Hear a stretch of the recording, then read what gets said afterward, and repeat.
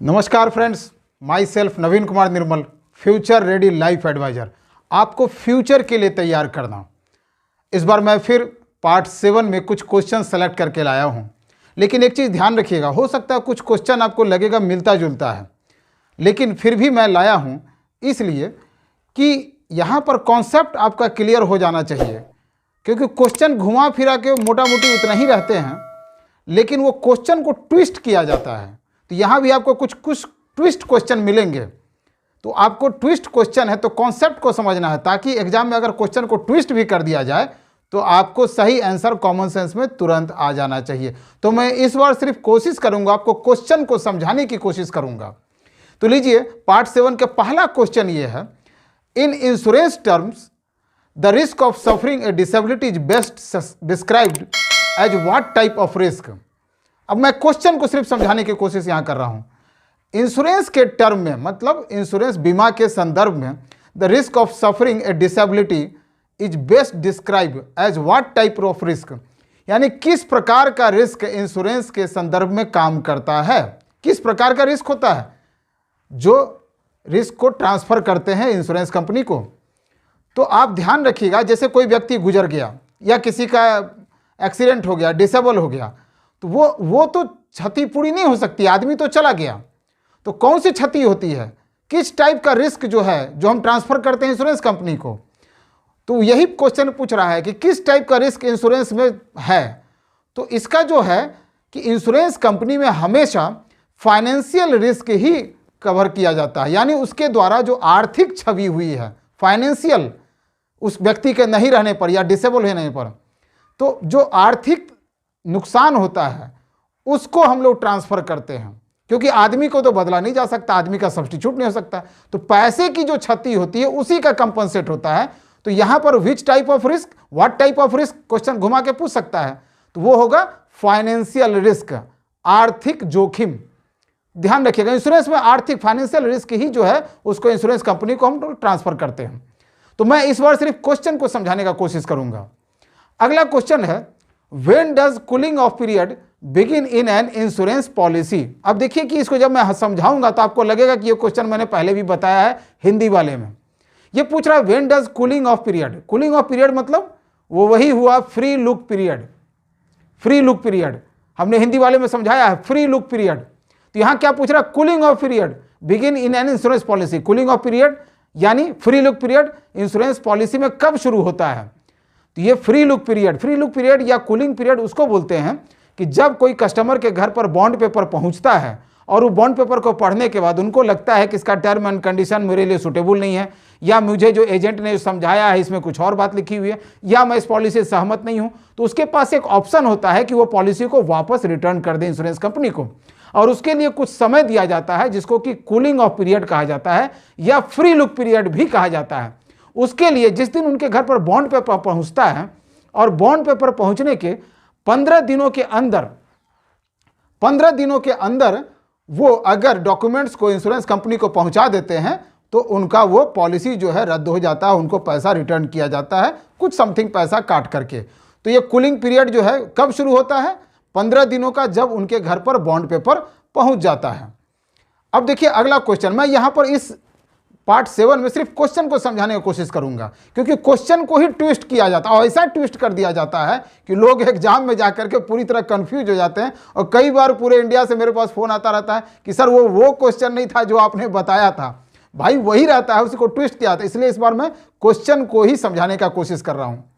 When is insurable interest required in an life insurance contract, यानी insurable interest का मतलब होता है बीमा योग्य हित, हिंदी में इसको बोलते हैं बीमा योग्य हित। रिक्वायर्ड, ये कब जरूरत पड़ता है लाइफ इंश्योरेंस पॉलिसी में। बीमा योग्य हित बोलते हैं कि जैसे अगर मैं किसी दोस्त का पॉलिसी करवाना चाहूं तो वहां पर इंश्योरेबल इंटरेस्ट लागू नहीं होता है, बीमा योग्य हित नहीं है। मैं अगर वाइफ का, बच्चों का, माँ बाप का करवा सकता हूं, लेकिन दोस्त का, किसी रिश्तेदार का, वहां पर इंश्योरेबल इंटरेस्ट नहीं है, बीमा योग्य हित नहीं है। तो वही पूछ रहा है कि when is insurable interest required, इसकी जरूरत कब पड़ती है in an life insurance contract. तो इसकी जरूरत पड़ती है जब कोई पॉलिसी लेता रहता है, तो पॉलिसी लेने के ही समय में जो कंपनी है, जो उस कंपनी के एक्चुरियल डिपार्टमेंट होते हैं जो पॉलिसी को डिजाइन करते हैं, या उस पॉलिसी को इशू करते हैं, तो वो लोग ये देखते हैं कि इंश्योरेबल इंटरेस्ट है कि नहीं है। कब? जब पॉलिसी की शुरुआत होती है। मतलब इसको कह सकते हैं कि at inception of policy, policy के शुरुआत में ही देखते हैं कि बीमा योग्य हित है या नहीं है, इंश्योरेबल इंटरेस्ट जो आदमी पॉलिसी ले रहा है किन्हीं के लिए, तो उस दोनों के बीच में बीमा योग्य हित क्या है, इंश्योरेबल इंटरेस्ट क्या है, ये तभी चेक किया जाता है जब उनको पॉलिसी दी जाती है।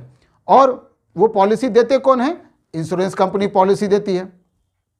उसी प्रकार अगला क्वेश्चन है, a policy was earlier issued with premium extra, a policy was earlier issued with premium extra, where are the details of the customer available. अब ये देखिए क्वेश्चन को ट्विस्ट कर रहा है कि पॉलिसी जो है इशू कर गया है जिसमें कि एक्स्ट्रा प्रीमियम लिया गया था, where are the details are customer available, वो कस्टमर का डिटेल्स कहाँ पर अवेलेबल है। अब देखिए पूरी तरह ट्विस्ट किया हुआ है, लोग समझ भी गए हैं, याद भी कर लेंगे, लेकिन वो आंसर कंफ्यूज कर सकते हैं। यही काम एग्जाम में होता है, एग्जामिनर जो क्वेश्चन सेट करते हैं।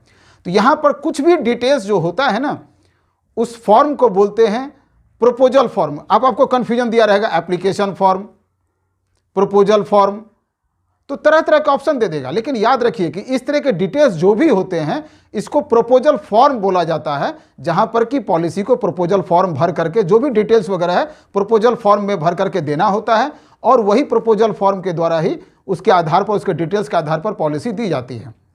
चलिए अगला question, if Rahul wants to accumulate a lump sum for 20 years, Rahul नाम का व्यक्ति है, एक्यूमुलेट, जो अपने पैसे को लगातार एक्यूमुलेट बढ़ाते रहना चाहता है। लमसम, लमसम माने एक मुश्त, लमसम का मतलब होता है एक मुश्त, फॉर 20 ईयर्स, 20 सालों के लिए, but does not require life cover, which policy be suitable.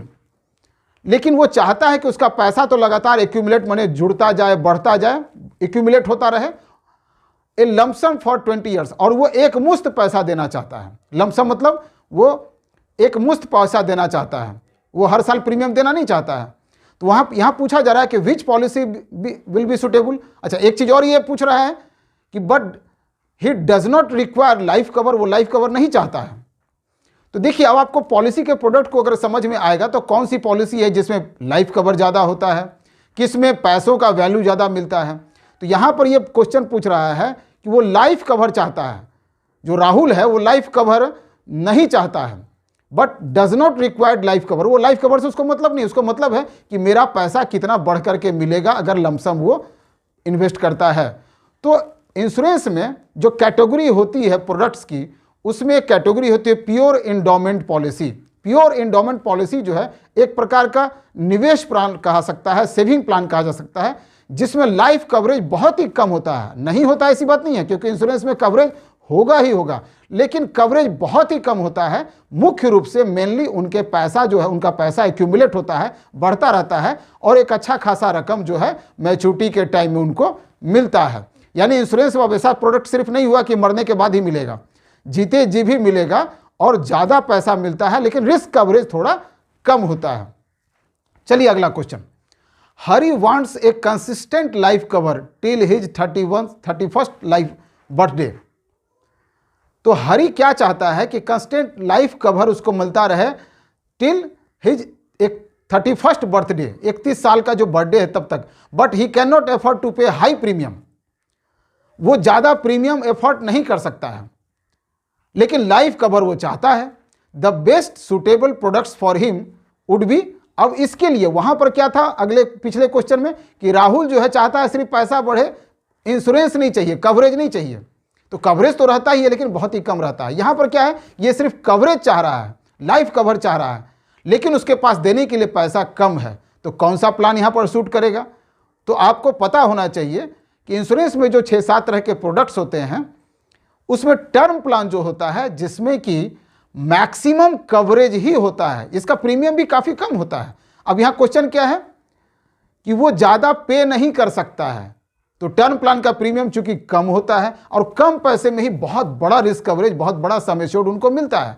तो टर्म प्लान ही एक ऐसा प्रोडक्ट है जिसमें कि कवरेज बहुत ज़्यादा है और पैसा कम लगता है। तो इस क्वेश्चन में पूछ रहा है कि किस तरह का प्रोडक्ट चाहिए, तो टर्म प्लान चाहिए जिसमें कि प्रीमियम बहुत ही कम और कवरेज बहुत ही ज़्यादा है। अगला क्वेश्चन है, what is the special feature of ULIP that ensure customer risk profile for long time insurance policies. अब ये पूछ रहा है कि स्पेशल फीचर क्या है यूलिप। यूलिप बोलते हैं यूनिट लिंक इंश्योरेंस प्लान को। अब यूलिप प्लान जो है, जैसे हमने कहा ना 6-7 तरह के प्रोडक्ट्स होते हैं, 6-7 कैटेगरी के प्रोडक्ट्स होते हैं, उसमें एक यूलिप भी होता है। ये पूछ रहा है what is the special feature, what is the special feature. तो अब क्या स्पेशल फीचर क्या है कि कस्टमर समय समय पर उसमें जो है फंड को स्विच कर सकता है, क्योंकि उसमें फंड वैल्यू ज़्यादा मिलता है, वो मार्केट से रिलेटेड है। Principle of indemnity applicable. अब प्रिंसिपल ऑफ इंडेमनिटी कहाँ एप्लीकेबल है? ये सिर्फ जनरल इंश्योरेंस में होता है, नॉन लाइफ में। लाइफ में प्रिंसिपल ऑफ इंडेमनिटी लागू नहीं होता है। Why is insurance required? अब वही क्वेश्चन है, इंश्योरेंस का रिक्वायरमेंट क्या? प्रोटेक्शन अगेंस्ट फाइनेंशियल लॉस, आर्थिक नुकसान जो होता है उसके लिए इंश्योरेंस की जरूरत है। और अब आप देखिए कि who is the customer of री इंश्योरर। री इंश्योरर का कस्टमर कौन है? तो आंसर क्या होगा? री इंश्योरेंस कंपनी होती है जो इंश्योरेंस कंपनी का पॉलिसी करती है, तो इसका आंसर होगा री इंश्योरेंस का कस्टमर कौन है? Insurance company. और कुछ पॉलिसी होती है जिसमें वीकली प्रीमियम कलेक्ट किया जाता है, वो कौन सी पॉलिसी होती है? वो माइक्रो इंश्योरेंस की पॉलिसी होती है जिसमें वीकली प्रीमियम भी कलेक्ट किया जा सकता है। और कभी कभी लोग पूछते हैं ना एजेंट से कि इसमें कमीशन कितना होगा, तो वो कमीशन बता देना चाहिए। Thank you very much.